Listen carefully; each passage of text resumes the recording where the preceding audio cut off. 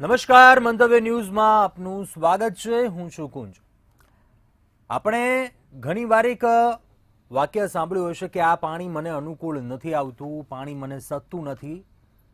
પરંતુ હવે ટેકનિકલ ક્યાંક આ પાણીને લઈને વાત કરીએ તો ફ્લોરાઇડ યુક્ત પાણી જો આપ પીવો છો તો કબજિયાત, તરસ ન છીપવી, પેટમાં ગેસ થવું, આ પ્રકારની સમસ્યાઓનો સામનો કરી રહ્યા હો આપ તો આ ક્યાંક પાણીમાં ફ્લોરાઇડની માત્રા ખૂબ વધારે છે તેવું આપણે ગણી શકીએ. ગ્રામીણ વિસ્તારોમાં રહેતા લોકોને ફ્લોરોસિસ થવાની સંભાવના ખૂબ જ વધારે છે, કેમ કે ઘણા ગામડાઓમાં લોકો હેન્ડપંપ, કુવાઓનું પાણી પીવે છે. આ પાણી ફિલ્ટર નથી થતું, તેમાં ફ્લોરાઇડની માત્રા વધારે હોય છે અને આ પાણી માનવ સ્વાસ્થ્ય માટે પણ અતિ જોખમી છે. હવે વાત કરીએ આ મુદ્દા ઉપર કેમ વાત કરી રહ્યા છે, કેમ કે રાજ્યમાં એક બે નહીં પરંતુ રાજ્યના 25 જિલ્લાઓમાં આ પ્રકારનું પાણી આવે છે અને લોકો આવું પાણી પી પણ રહ્યા છે. ખુદ કેન્દ્ર સરકારના એક રિપોર્ટમાં પણ આ ખુલાસો થયો છે. રાજ્યમાં પાણીના તળ ખૂબ જ ઊંડા જઈ રહ્યા છે અને બેફામ રીતે ભૂગર્ભ જળનો ઉપયોગ ગુજરાતના અનેક જિલ્લાઓમાં થઈ રહ્યો છે. લોકો મન ફાવે તેમ ગુજરાતની ધરતીમાંથી પાણી ઉલેચી રહ્યા છે, પરંતુ એક અહેવાલ જે તમને આ પાણી ન પીવા મજબૂર કરી દેશે, કારણ કે ગુજરાતમાં હવે ભૂગર્ભ જળ પીવા લાયક નથી રહ્યું. આ તમામ મુદ્દાઓને લઈને વાત કરવી છે સીધો સંવાદમાં. ભૂગર્ભ જળનું સંકટ.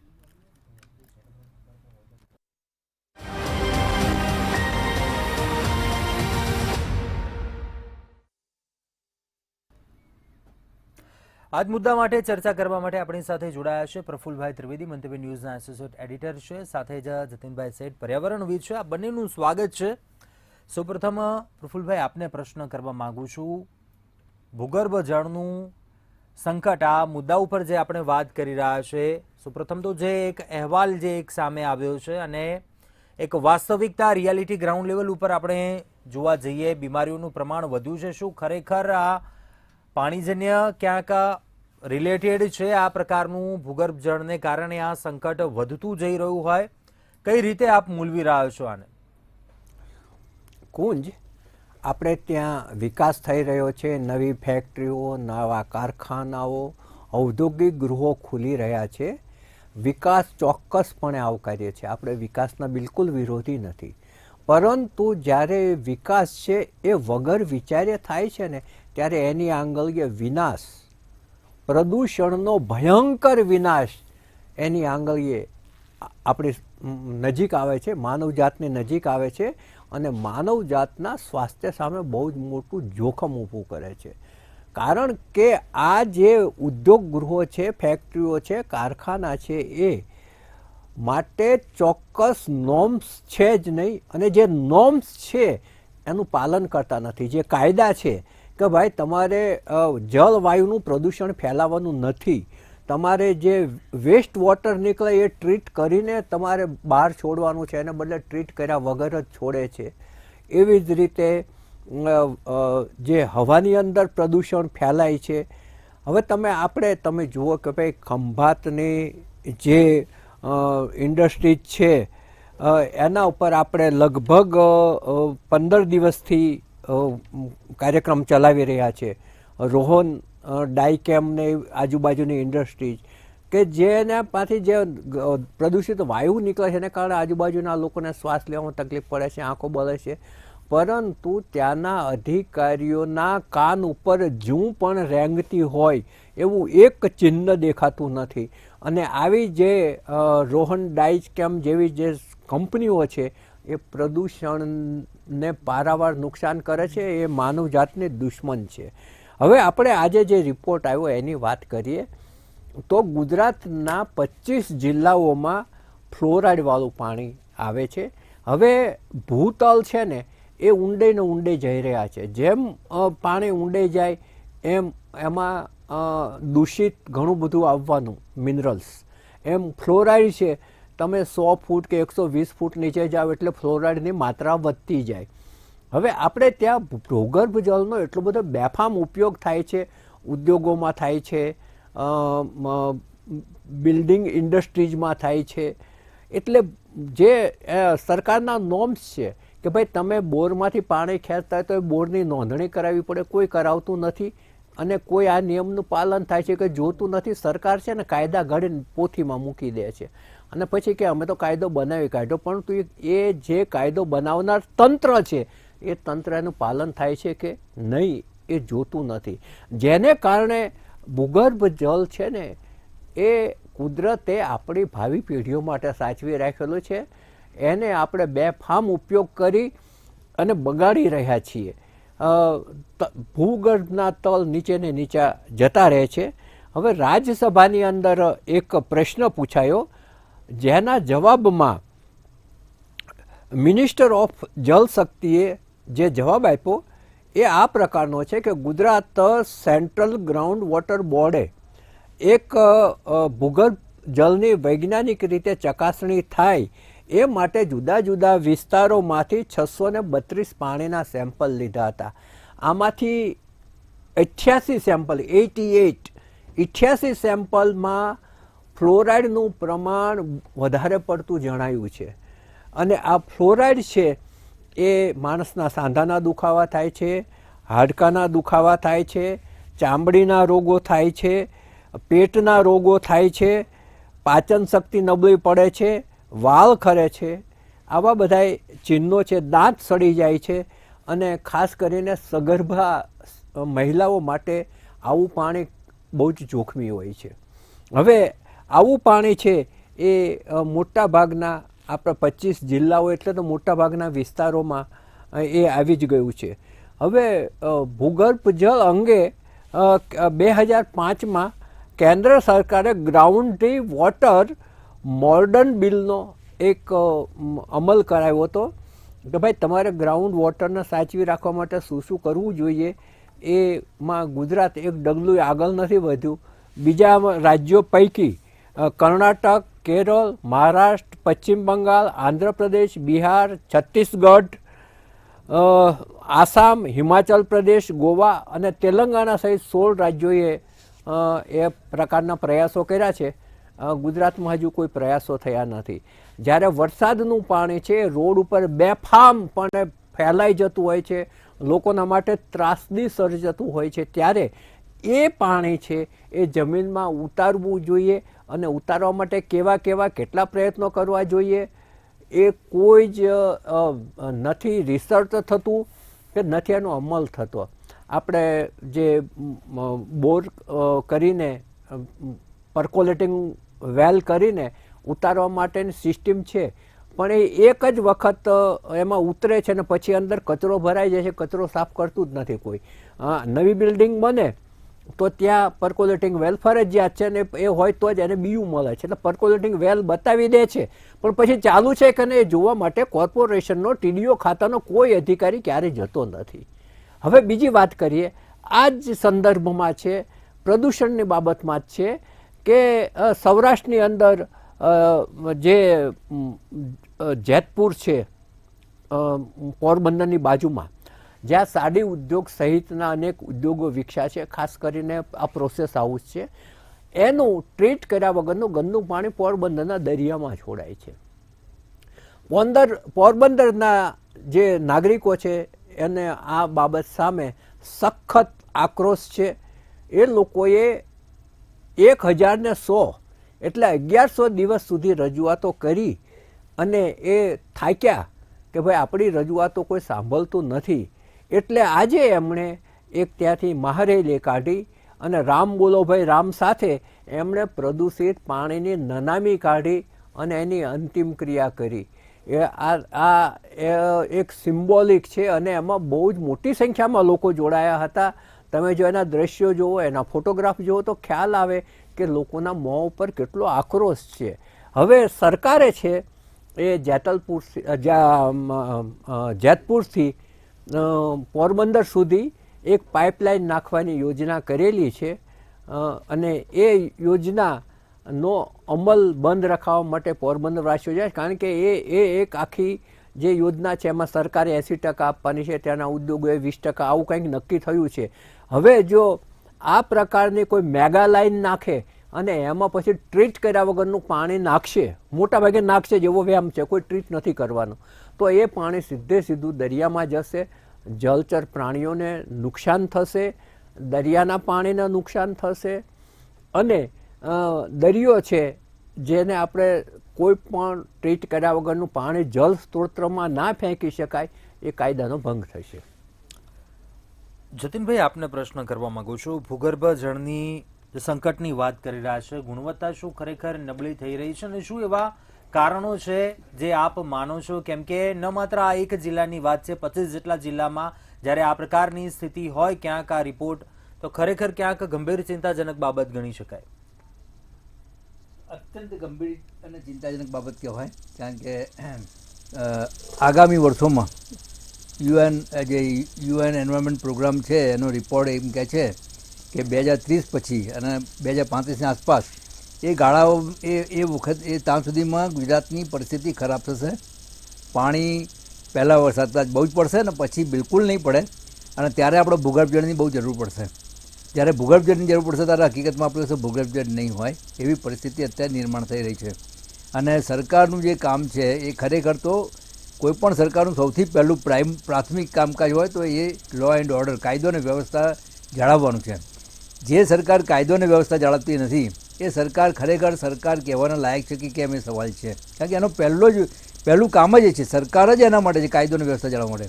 હવે ભૂગર્ભ જળના બાબતમાં વાત કરીએ તો ભૂગર્ભ જળમાં કેટલા બધા નિયમો બને છે, પાણીની પોલિસી નક્કી થયેલી છે.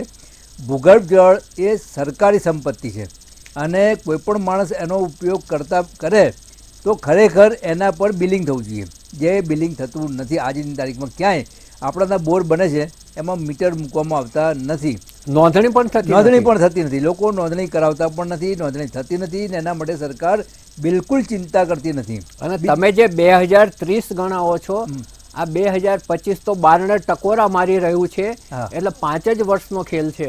એક્ઝેક્ટલી, બિલકુલ. એટલે લોકોએ પણ આની ચિંતા કરવાની જરૂર છે અને નહીં તો પાણી માટે ત્રાહિમામ પુકારી દઈશું. જે ગયા વર્ષે આપણે બેંગ્લોરમાં જોયું, બેંગ્લોરમાં પરિસ્થિતિ એવી છે કે બેંગ્લોરમાં હવે આર્સેનિક ભૂગર્ભ જળ જે છે સંપૂર્ણપણે ખલાસ થઈ ગયું છે. હવે જે પાણી આવે છે એ બિલકુલ પીવા લાયક નથી, કારણ કે એમાં આર્સેનિક નામની અશુદ્ધિ ભળેલી છે જે બિલકુલ પોઈઝનસ કહી શકાય એટલી બધી હદે ખરાબ છે. એટલે આ જે પાણી છે, જે લોકો સક્ષમ છે પૈસાની આર્થિક દ્રષ્ટિએ એ તો બધી પોતાની વ્યવસ્થા કરશે, પણ જે લોકો આર્થિક રીતે નબળા છે એમના માટે આ પાણી પીધા વગર છૂટકો નથી. તો ભૂગર્ભ જળ છે એ એટલી બધી ખરાબ પરિસ્થિતિમાં આપણે જઈ રહ્યા છીએ. ખરેખર વોટર રિચાર્જ માટે સરકારે ચિંતા કરવી જોઈએ, વોટર રિચાર્જિંગ ઝોન બનાવવા જોઈએ. હકીકતમાં વોટર રિચાર્જિંગ ઝોન બનાવવા જોઈએ. એના બદલે આપણી પાસે જે જૂના તળાવો હતા એને પણ પુરાણ થઈ જાય છે અને એના પર મકાનો બની જાય છે. એટલે તળાવો જે રિચાર્જ ઝોનનું કામ કરતા હતા એમાંથી પાણી પર્કોલેટ થઈને જમીનમાં ઉતરતું હતું એ પણ બંધ થઈ ગયું છે. એટલે સવાલ એ છે કે સરકારે આ બાબતમાં ચિંતા કરવી જોઈએ અને સરકાર જો ચિંતા ના કરે તો લોકોએ એ દિશામાં વિચારવાની જરૂર છે. પોરબંદરમાં જે થયું એ ખરેખર પોરબંદરના નાગરિકોને આપણે બિરદાવવા પડે કે એમણે 1100 દિવસ સુધી ચળવળ ચલાવી અને છેવટે થાક્યા એટલે બંધ ના કર્યું, એમણે પાછું એક અંતિમ યાત્રા કાઢી અને એમાં જબરજસ્ત માહોલ બને છે. લોકો એટલા બધા જોડાયા છે, એનો જ્યારે આપણે વિડીયો જોઈએ ત્યારે આપણને એક થાય કે ક્યાંક આશાનું કિરણ દેખાય કે આ જોયા પછી પણ કદાચ સરકાર જાગે. પણ ખરેખર આ પરિસ્થિતિ બહુ ખરાબ છે અને જે લોકો બિલ્ડિંગ, ખાસ કરીને બિલ્ડર જે મિત્રો છે એ લોકો રિવર્સ બોર માટે જે મકાનો બનાવે છે, મલ્ટી સ્ટોરી બિલ્ડિંગ, અને ત્યાં બોર પણ બનાવે છે અને સાથે સાથે સરકારે કાયદો કર્યો છે કે પેલો બોરવેલ પણ બનાવો, એટલે રિવર્સ બોરવેલ, એટલે વરસાદનું પાણી છે ટેરેસમાંથી આવે ધાબામાંથી એને જમીનમાં ઉતારવું. હવે આ જે બોરવેલ છે એ બિલકુલ મારા સાથી મિત્રએ જે કીધું કે એ જ્યારે બિલ્ડરો બનાવે છે ત્યારે ઘણા બિલ્ડરો એ ફક્ત બીયુ પરમિશન એટલે બિલ્ડિંગ યુઝ પરમિશન સર્ટિફિકેટ મળવા પૂરતો જ બનાવે છે કે જે ખરેખર ઉપરથી દેખાય કે રિવર્સ બોર્ડ છે, પણ એ રિવર્સ બોર્ડ ખરેખર કેટલું કામ કરે છે એ સવાલ છે. રિવર્સ બોર્ડના જે નોર્મ્સ બનાવે છે એમાં પણ ફરી સરકારે તપાસવાની જરૂર છે. અમદાવાદમાં 200 ફૂટનું એમણે ધોરણ રાખ્યું કે 200 ફૂટ સુધી પાણી ઉતરે એવી વ્યવસ્થા કરવી, પણ એ ખરેખર યોગ્ય નથી. પાણીના નિષ્ણાતોનું કહેવું એવું છે કે એ 200 ફૂટે જો એક્વિફર એવું આવે કે જેમાં પાણી ઉતરી ના શકે, ધારો કે કેલ્શિયમ હોય, ચૂરાના સ્તર હોય તો પાણી ઉતરી ના શકે, તો એવા જે એક્વિફર અથવા થર આવે તો ત્યાં વધારે ઊંડા લઈ જવા પડે. એટલે એ ખરેખર જે છે આખો ટેકનિકલ સબ્જેક્ટ છે અને સરકારે એ નક્કી કરતી વખતે વિચારવું જોઈશે. એમાં જે નિષ્ણાતોના અભિપ્રાય લેવા જોઈએ અને પછી એરિયા વાઇઝ જોવું પડે. તો આ બધી જે ઇન્સ્પેક્શન છે થતું નથી, લોકો પણ એ માટે ચિંતિત નથી, એટલે એમને બીયુ પરમિશન મળી ગયું એટલે ભયો આ જે રિવર્સ બોર બનાવ્યા છે એને દર વર્ષે વરસાદ પડે પહેલાં સાફ કરાવવાના હોય છે કોમ્પ્રેસરથી. એનો ખર્ચો પણ કરવો પડે. તો ખરેખર એ ખર્ચો કરવા દરેક બિલ્ડિંગવાળાએ, દરેક સોસાયટીવાળાએ તૈયાર થવું જોઈએ. સાથે સાથે ખંભાતી કૂવાનું પણ જે છે, જે ભાઈએ સમજાવ્યું એમ, જે રોડ પર વોટર લોગિંગ થાય છે, આજે બેંગ્લોરમાં શું હાલત થઈ, વડોદરામાં કેવી હાલત થઈ આપણે જાણીએ છીએ. લોકો સમાચાર પત્રો દ્વારા અથવા તો ચેનલો દ્વારા પણ એનાથી માહિતગાર હશે જ કે આ જે પાણીના લીધે લોકો ફસાઈ ગયા. બેંગ્લોરમાં લોકોએ ટ્રેક્ટરમાં બહાર નીકળવું પડ્યું. આલિશાન બંગલામાં હતા પણ પાણી એટલા ભરાયેલા હતા કે એમને ટ્રેક્ટર બોલાવીને બહાર નીકળવું પડ્યું. આ જે પરિસ્થિતિ છે, તો જે ઝૂંપડાવાળા છે એમની શું સ્થિતિ થઈ હશે, તો આપણે કલ્પના બહારની વાત છે. માટે ભૂગર્ભ જળ માટે સરકાર ચિંતિત થાય અને નહીં તો પછી પરિસ્થિતિ બહુ ખરાબ આવશે. લોકોએ પણ આ બાબતમાં સાવચેત થવાની જરૂર છે. નહીં તો માઇગ્રેશન કરીને તમે પોતાના જગ્યા છોડીને જશો ક્યાં, એ સવાલ છે. જતીનભાઈ, ભવિષ્યમાં શું ખતરો વધશે, એનું નિવારણ આપણે કેમ લાવી શકીશું? સાથે આપને હજી એ પ્રશ્ન એક એડ ઓન કરવા માંગુ છું, શું એવો કડક કાયદો, એવું નિયંત્રણ લાવવાની જરૂર અત્યારે છે આપને લાગે? બિલકુલ અત્યારે ખરો ટાઈમ આવી ગયો છે અને એ કાયદા જે બનાવ્યા છે એ કાયદાનું પૂરેપૂરું પાલન થાય એ જોવા માટે સરકારે પૂરેપૂરા પ્રયાસ કરવા જોઈએ. લોકોએ પણ સરકારને લખવું જોઈએ, સરકારમાં રજૂઆત કરવી જોઈએ કે આ કાયદાઓનું અમલીકરણ કરાવો. સરકાર તરીકે તમારી જે જવાબદારી છે એ નિભાવો, નહીં તો પછી પરિસ્થિતિ ખૂબ બગડશે. જે નેતાઓના છોકરાઓ તો પરદેશ ચાલ્યા જશે, પણ આ લોકોએ સમજવું પડશે કે આ આપણે તો અહીં જ રહેવાનું છે, આ જ દેશમાં, આ જ માટીમાં જીવવાનું છે ને આ જ માટીમાં મરવાનું છે. માટે જો આપણે આપણા માટે ને આપણી આવનારી પેઢી માટે જો જાગૃત નહીં થઈએ તો પછી પરિસ્થિતિ એ વખતે જ્યારે પરિસ્થિતિ આગ લાગશે અને કૂવો ખોદવા જઈશું તો એ બનશે નહીં. એટલે આપણે ભૂગર્ભ જળ છે એનું એ જાળવવા માટે એનો ઘટાડો જે થાય, જો દર વર્ષે પાણીનું સ્તર નીચે ઉતરતા જાય છે, એ માટે આપણે કોશિશ કરવી પડશે અને એના માટે લોકોએ આગળ આવવું પડશે. જે લોકો સમાજમાં વિચારક છે, ચિંતક છે, જે લોકો સમાજની ચિંતા કરે છે, એમણે પણ ખુલીને બહાર આવવું પડશે અને લોકોએ સમજવું પડશે કે માત્ર આ જે મુદ્દાઓ છે જીવનને લગતા, એ મુદ્દાઓ પર જો આપણે ધ્યાન કેન્દ્રિત નહીં કરીએ અને રાજકારણીઓ દ્વારા અન્ય મુદ્દાઓ તરફ દોરવાઈ જઈશું તો સરવાળે આપણી પોતાની જાતને, આપણા આવનારા પેઢીઓને નુકસાન કરી રહ્યા છીએ. પ્રફુલભાઈ, આપને પ્રશ્ન કરવો છે ભૂગર્ભ જળની ગુણવત્તાને લઈને. એ ગુણવત્તા નબળી કેમ થઈ રહી છે, એવા જે કારણો આપણે જે ચર્ચા કરી, પરંતુ તેને અટકાવી કેમ શકીશું? ભવિષ્યની વાત કરીએ, ખતરો આપના મતે કેટલો વધશે આવનારા સમયમાં? નિયંત્રણો શું લગાવવા પડશે અત્યારથી જ, એવું શું બદલાવ લાવવો પડશે આપને લાગે? જો આજે નહીં જાગીએ તો આવતીકાલે ઘણું મોડું થઈ ગયું હશે પર્યાવરણની બાબતમાં. કારણ કે આપણે ત્યાં સ્થપાતા ઉદ્યોગો જળ સ્ત્રોત, નદી અને તળાવ બંનેને ખતમ કરી રહ્યા છે. તમે અમદાવાદની જ વાત કરો તો સાબરમતીમાં ગંદુ પાણી છોડાય છે અને અમદાવાદમાં 115 જેટલા તળાવો છે. એક કાંકરિયાને બાદ કરો તો કોઈ તળાવમાં પાણી રહેતું જ નથી ચોમાસાનું, અને જે આજુબાજુની ગટરો છે એનું પાણી, એટલે ગંદા પાણીના ખાબોચિયા થઈ ગયા છે. એમાં પણ તમે ચંડોળા તળાવ જુઓ, મલેક સાબાન જુઓ, કે જે ચંડોળા તળાવ એ કાંકરિયા કરતાં 4 ગણી વિશાળ ક્ષમતાવાળું છે. હવે આટલી જમીન તમારી નકામી પડી રહે છે તો એ બધામાં તમે આ પર્કોલેટિંગ વેલ કરીને કેમ નથી રાખતા કે વરસાદનું પાણી છે એ જમીનની અંદર ઉતરે? અમુક જગ્યાએ તો કોર્પોરેશને પોતે પણ આ કરવું જોઈએ, એની ફરજમાં આવે છે કે ભાઈ પર્કોલેટિંગ વેલ છે એ કરી અને એ જળ છે એ નીચે ઉતારવું જોઈએ. ભૂતકાળમાં કેટલીક જગ્યાએ પર્કોલેટિંગ વેલ કર્યા હતા અને બહુ વાહવાહી મેળવી હતી, અને બીજા એ વખતે ચોમાસું ગયું એ પછી કોઈ જોવાય નથી ગયું કે પર્કોલેટિંગ વેલ ચાલુ છે કે નહીં. અમદાવાદની અંદર 200 થી 250 જગ્યાએ પાણી ભરાય છે. આ જે પાણી ભરાય છે એ રોડ ઉપર જે સૌથી નીચાણવાળું બિંદુ છે ત્યાં રોડની બંને તરફ જો એક એક પર્કોલેટિંગ વેલ બનાવવામાં આવે તો પાણી પણ ઝડપથી ઉતરે અને ભૂગર્ભ જળ છે એ ચોખ્ખા થાય. હવે ખરેખર છે ને પાણી છે એ ઘીની જેમ વાપરવું પડશે, એને પેટ્રોલ ડીઝલ જેવી પરિસ્થિતિ આવતા સમયમાં પેદા થવાની છે. એટલે અત્યારથી જ એમાં 3 વસ્તુ કરવાની જરૂર છે. એક તો રિચાર્જ કરવાની જરૂર છે, પર્કોલેટિંગ વેલ કરી અને જે ભૂગર્ભ જળ છે એને રિચાર્જ કરવાની જરૂર છે. બીજી જરૂર છે રીયુઝ કરવાની. જે ગંદુ પાણી આપણે ફેંકી દઈએ છીએ એને ટ્રીટ કરીને ટર્સરી કરીને, એનો થોડો ખર્ચાળ હોય છે આ પદ્ધતિ, પણ એ ટર્સરીવાળું વોટર છે એ ઇન્ડસ્ટ્રીઝને વાપરવા આપવું જોઈએ. તો એટલા પ્રમાણમાં તમારા જે બોર છે એ બંધ થાય. અમદાવાદ મ્યુનિસિપલ કોર્પોરેશન 15 વર્ષથી આ દિશામાં ગુલબાંગો પોકારે છે અને રાજ્ય સરકાર આ માટે કાયદો પણ લાવી છે. માત્ર એક થોડું ઘણું છે એ સુરતમાં પાલન થયું છે, અને સુરતમાં પાલન થયું છે એમાંય કૌભાંડો નીકળ્યા છે. હમણાં છેલ્લા અઠવાડિયા દરમિયાન એ કૌભાંડો સપાટી ઉપર આવ્યા હતા. એક સારી બાબત એવી છે કે ચોખ્ખી નથી લોકો રહેવા દેતા, એને પેલા ભ્રષ્ટાચારના પ્રદૂષણથી પ્રદૂષિત કરી નાખે છે.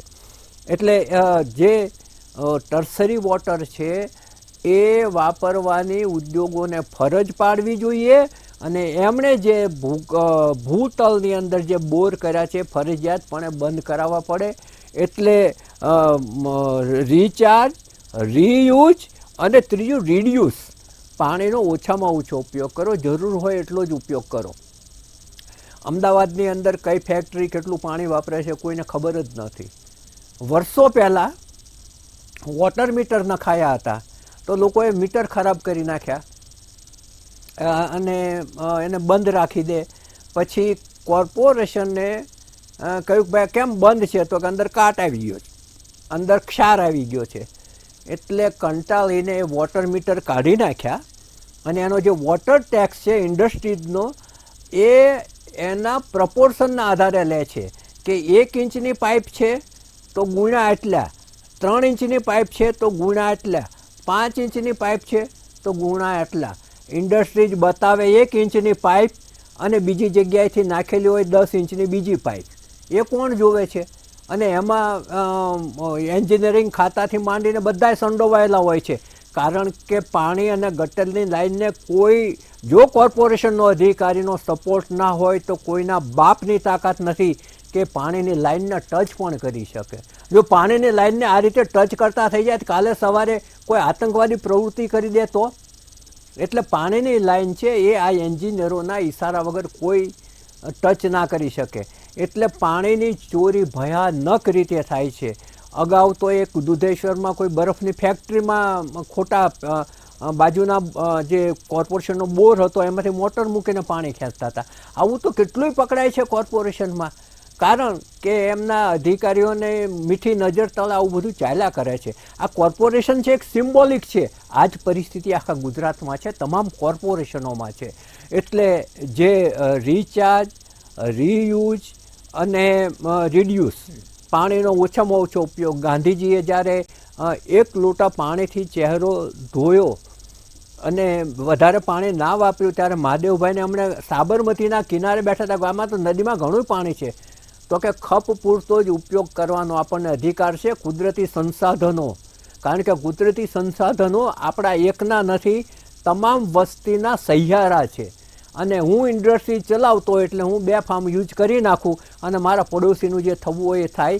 આના ઉપર સરકારે લગામ કસવી પડશે અને આના માટે જે કોઈ કાયદા કર્યા છે એ કાયદા પડાવવા પડશે. જતીનભાઈ, આપને હું શું કહેવું છે? એક પ્રદૂષણને લઈને વાત કરી, પાણીનું પ્રદૂષણ પણ કેમ અટકાવાશે? શું એવો ઉપાય કરવો પડશે? અત્યારે એવું નિયંત્રણ લાવવું પડશે? આપનો શું મત છે આ મામલે?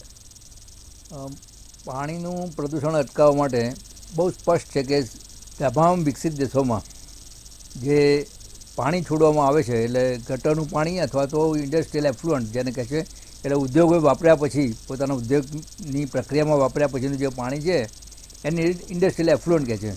એને ટ્રીટમેન્ટ કરવી પડે. કોઈપણ પાણી વોટર બોડી એટલે તળાવ છે, નદી છે કે ક્યાંય પણ ઝરણામાં જો એમને પાણી છોડવું હોય તો એને ટ્રીટમેન્ટ કરવી પડે. હવે આ ટ્રીટમેન્ટના 3 પ્રકાર છે. પહેલો જે પ્રાઇમરી ટ્રીટમેન્ટ, બીજો સેકન્ડરી અને ત્રીજો ટર્શિયરી.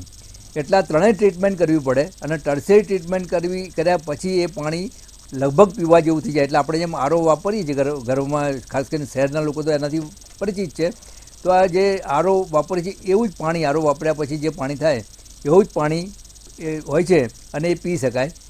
સામાન્ય રીતે આપણે ગટરનું પાણી હોય, ભલે એ ટ્રીટ કર્યું હોય અને ટર્સરી ટ્રીટમેન્ટ કર્યું હોય તો પણ આપણે જરા પીતા ખચકાઈએ એ વાત જુદી છે. પણ સુરત મ્યુનિસિપલ કોર્પોરેશને ટર્સરી ટ્રીટમેન્ટ કેટલીક જગ્યાએ સક્સેસફુલી કર્યું છે અને એથી એ પાણી ઉદ્યોગોમાં વેચે છે અને ઉદ્યોગો એને વાપરે છે. એટલે આ જે વસ્તુ છે જે પ્રફુલ્લભાઈએ કહ્યું કે રીયુઝ જે છે, રિડ્યુસ અને રીયુઝ, પાણી જો તમે એક તો રિડ્યુસ કરો, વાપરવાનું બને તો એવી પદ્ધતિ અપનાવો કે જેમાં પાણી ઓછામાં ઓછું વાપરવું પડે, પણ બીજું જે છે એ વાપર્યા પછીનું પાણી છે એને ફરીથી ટ્રીટમેન્ટ કરીને ફરી વાપરવા લાયક બનાવો. તો આ જે ટ્રીટમેન્ટ છે ટર્સરી ટ્રીટમેન્ટ એટલે ત્રીજી ટ્રીટમેન્ટ એ કમ્પલસરી કરવી જોઈએ. ઉદ્યોગો આજે ભારતના ઉદ્યોગો આ બાબતમાં હજી સુધી સરકારે એમના પર ફરજ પાડી નથી.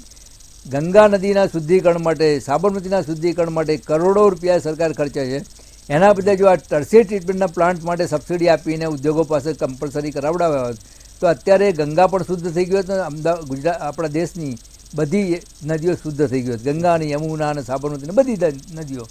આજે સાબરમતી નદી આખા દેશની સૌથી પ્રદૂષિત નદીમાં બીજો નંબર ધરાવે છે. પહેલી છે તામિલનાડુની કોકમ નદી અને બીજી છે આપણી સાબરમતી નદી. તો ગુજરાતની આ પરિસ્થિતિ છે. એટલે સવાલ એ છે કે આ વસ્તુને અટકાવી શકાય છે. બધી ટેકનોલોજી અવેલેબલ છે. હા, ટર્સરી ટ્રીટમેન્ટ પહેલાં ચોક્કસ મોંઘી હતી, અત્યારે મોંઘી કહી શકાય પણ એટલી મોંઘી નથી. એના કરતાં હું તમને એક દાખલો આપું કે બેંગ્લોરની અત્યારે હાલત એવી છે પ્રફુલભાઈ કે હમણાં મારા એક મિત્રએ વાત કરી કે અમે 5,000 રૂપિયે 5,000 લીટરનું પેલું ટેન્કર મગાવીએ છીએ. એટલે 1 રૂપિયા લીટર પાણી પડે છે એમને, ટેન્કરનું પાણી 1 રૂપિયા લીટર. આટલું બધું મોંઘું પાણી બહુ ઓછા સમયનો અભાવ છે. આપણે શોર્ટમાં મત જાણવો છે પ્રફુલભાઈ આપનું. શું ખરેખર એ આપણે વાત કરી રહ્યા છે આ પાણીનું પ્રદૂષણ અટકાવવાની, પરંતુ ઉપાય શું, લોક જાગૃતિ પણ લાવવી પડશે. પરંતુ અંતમાં જે તમામ મુદ્દાઓને લઈને વાત કરી કઈ રીતે મૂલવશો? જતીનભાઈ જે ટર્સરી વોટરની વાત કરીને એ ઉદ્યોગો એવી દલીલ કરે છે કે અમને મોંઘું પડે છે. કેમ કે હમણાં જે કોર્પોરેશનના સ્ટેન્ડિંગ કમિટીમાં આ માટેનું ટેન્ડર આવ્યું હતું ને કમિટીએ એ ટેન્ડરને કમિશનર તરફ પાછું મોકલ્યું. કેમ કે ટેન્ડરમાં એવા પ્રકારની શરતો હતી કે કોન્ટ્રાક્ટરને એમાંથી ધૂમ કમાણી થાય. એટલે એ લોકો સમજી ગયા કે આ કમાણી જો ઉદ્યોગ બંધ રહે, ઉદ્યોગમાં રજા હોય તો એ પૈસા કોર્પોરેશને ચૂકવવાના. આવી બધી વિચિત્ર શરતો હતી એટલે એ લોકોએ પાછું મોકલ્યું. પરંતુ અને ઉદ્યોગો છે એને ટર્સરી વોટરથી આઘા જ ભાગે છે, કારણ કે એમને વેચાતું લેવું, કરોડો રૂપિયા કમાવા ગમે છે પણ વાપરવા નથી ગમતા. આ આપણા જે ઉદ્યોગપતિઓ છે એની નબળાઈ છે. બીજી વાત એ છે કુંજ કે આપણા બાપદાદાઓએ ગામો ત્યાં વસાવ્યા હતા કે જ્યાં પાણીના સોર્સ હોય, એ નદી હોય, તળાવ હોય. ગુજરાતની એક પણ નદી પ્રદૂષણથી મુક્ત નથી. હવે તો આપણે આરટીઆઈ કરવી હોય તો એમ પૂછવું પડે કે કઈ નદી ચોખ્ખી છે, કેટલી નદીમાં પ્રદૂષણ છે એમ પૂછાય જ નહીં કે કઈ નદી ચોખ્ખી છે અમને બતાવો એમ. અને એ જ હાલત છે એ આપણા તળાવોની છે. તળાવો છે, ખરેખર તળાવના કિનારાથી તમે 100 ફૂટ કે 300 ફૂટની અંદર બાંધકામ નથી આપી શકતા, એને બદલે આખા તળાવોમાં બાંધકામો થઈ ગયા છે. કોઈને કશું જ જે જળ સ્ત્રોત છે એ નથી તો બચાવવાની પડી, કે નથી એને સાચવવાની પડી, કે નથી ભવિષ્ય માટે એનો કેવો ઉપયોગ થઈ શકે એની જાળવણીની પડી. આપણે ત્યાં વહીવટી તંત્ર છે એ લાંબુ જોતું નથી, આપણા રાજકારણીઓ છે દીર્ઘદ્રષ્ટા નથી. નહીં તો વિકાસની સાથે આ બધું જ પ્લાનિંગ હોવું જોઈએ. એક તરફી વિકાસ છે વિનાશ જ લાવે અને એ આપણે ત્યાં થઈ રહ્યું છે. ચોક્કસથી ચિંતા કરવાની ક્યાંક જરૂર છે. સમયનો અભાવ છે, ચર્ચા સમાપ્ત કરીશું. જતીનભાઈ અને પ્રફુલભાઈ આપ બંને ચર્ચામાં જોડાયા, અભિપ્રાય આપ્યો, ખૂબ ખૂબ આભાર આપનો.